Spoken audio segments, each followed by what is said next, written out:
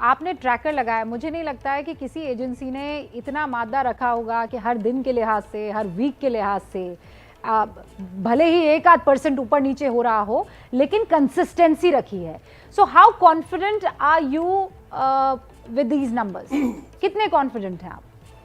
देखिए, नंबर्स के लिए तो कॉन्फिडेंस पूरा रहता है कि हमारा काम है विनर को पिक करना कि आखिर किस दिशा में। और हम एक साथ से जब उसकी कहानी बता रहे थे, जिस समय वो बढ़ रहा था ग्राफ अखिलेश जी का, तब भी हमने रिपोर्ट किया, जब स्टैटिक हो गया तब भी हमने रिपोर्ट किया, और जहां पे हमारा ट्रैकर बंद हुआ वहां से हमारी एग्जिट पोल की एक्सरसाइज शुरू हुई। और एग्जिट पोल की एक्सरसाइज भी हमारे ट्रैकर का एक तरह से एक्सटेंशन ही साबित हुई, क्योंकि उसके भी आंकड़े बहुत ज्यादा अंतर नहीं पड़े। रूबिका, जो हम कह रहे थे कि बीजेपी 40 के नीचे नहीं जा रही है और अखिलेश 35 के ऊपर नहीं जा रहे हैं, अटक गई है सुई। तो वो सुई अटकने में ही एक तरह से एग्जिट पोल के भी नतीजे आए। अब इसमें अलग अलग एजेंसीज का इसमें हो सकता है थोड़ा सा अंतर की वोटों को सीट करने का फॉर्मूला हर एक का अलग है। अब सेम वोट शेयर भी आप दे देंगी 9 की 9 एजेंसीज को, हर एक के सीट शेयर का आकलन अलग होगा। लेकिन एक चीज तय है, आप देख रही हैं कि सबका डायरेक्शन एक ही। अगर डायरेक्शन एक ही है तो मुझे लगता है कि एग्जिट पोल का काम है मुख्य रूप से आपको विनर निकाल के देना, और ट्रैकर का काम था पहले से इत्तिला करना कि किस दिशा में राजनीति जा रही है। दोनों ही चीजें क्लियर हैं। एक और चीज मैं आपसे जानना चाहती हूँ, लेकिन उससे पहले 2 रिएक्शन में ले लेती हूँ, क्योंकि दोनों मेहमान बैठे भी हुए हैं और उसके बाद मैं आपसे ये सवाल पूछूंगी।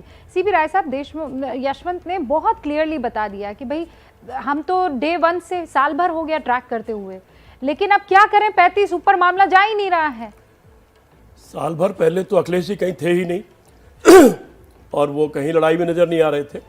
ये तो किसान आंदोलन, उसमें 700 लोगों की डेथ, फिर उसके बाद कोरोना, उसकी प्रॉब्लम, फिर नौजवानों का सड़कों पर निकलना और हर सड़क का उनके खून से रंग जाना, सब पर लाठीचार्ज होना, लाखों पर मुकदमे लग जाना, वो हालात ऐसे बनते चले गए।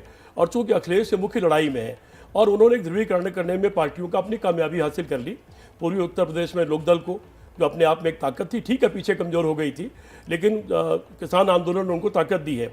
फिर उसके बाद भी अपने लोगों को कंसोलिडेट किया उन्होंने, और जो बीजेपी से तमाम मंत्री लोग इन टाइम पर छोड़ करके गए, तो चूंकि ये जातिवाद का प्रदेश है, उसमें विभिन्न जातियों के नेताओं को उन्होंने जोड़ करके एक संकेत देने की कोशिश की। अब यहाँ क्या चाह रहा है राय उसके साहब? बाद आप इन चीजों को बहुत अच्छे से समझते हैं और इसीलिए ये सवाल मैं आपसे करना चाहती हूँ।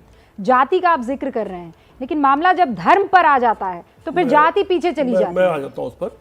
अब तक मैं कम से कम, मुझे लगता है कि शायद 67 में तो अपने बिल्ले बांटे होंगे, लेकिन 71 से चुनाव में काम करना, 77 में बड़ी रैलियां संबोधित की हैं। हाँ। मैंने अब तक किसी भी मुद्दे को 2 बार लगातार पूरी ताकत से चलते देखा नहीं है। धर्म का मुद्दा चल चुका जितना चलना था।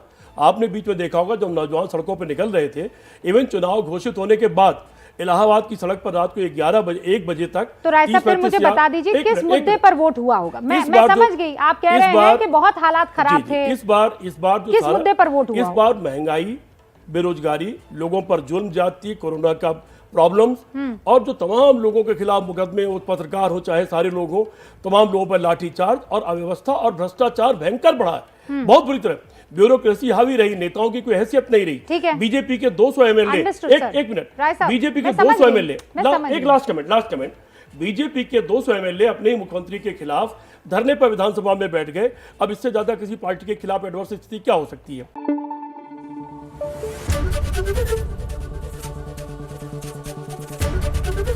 एबीपी न्यूज आपको रखे आगे।